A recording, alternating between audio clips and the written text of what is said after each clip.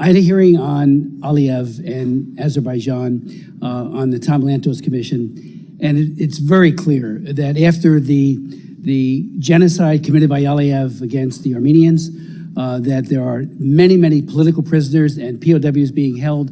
I would just encourage you to do whatever you can to get those men and women released, at least 300. I met with Aliyev twice in Baku. He's a dictator.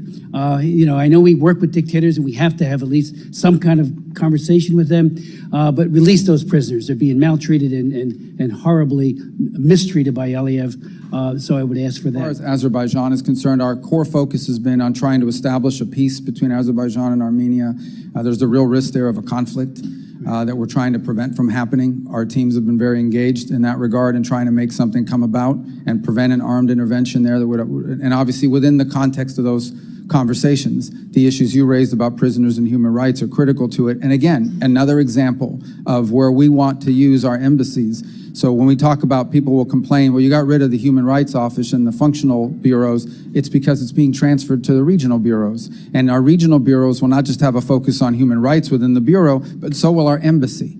And so that is the human rights issue with regards to Azerbaijan, and so that is what our embassy will be focused on pushing. It's different from what the human rights issue might be in another part of the world, but we think it's important to have people on the front line prioritizing these issues as part of our holistic approach. You've outlined it correctly. We do want to have, we may not agree with the system of government, we may wish it were different. But the truth of the matter is that we have to deal with countries in many cases that perhaps don't have ideal models, but we have to deal with them in our national interest, and we need to balance all of these things together, our national interest and diplomacy, without surrendering and finding opportunities to further interests such as human rights. And Azerbaijan provides us an opportunity to do that in the context of the broader peace that we're trying to establish there.